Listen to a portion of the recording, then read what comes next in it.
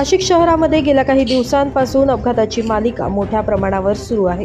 असाच एक हृदयद्रावक अपघात नाशिकच्या पाथर्डी परिसरातील हॉटेल एक्सप्रेस इन परिसरात घडला आहे।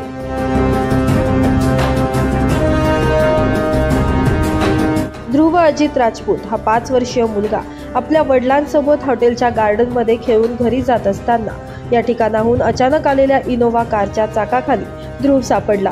कार चालकाचं वाहनावरील नियंत्रण सुटल्यानं हा अपघात घडला असून अपघाताचा संपूर्ण थरार सीसीटीव्ही कॅमेऱ्यात कैद झालाय।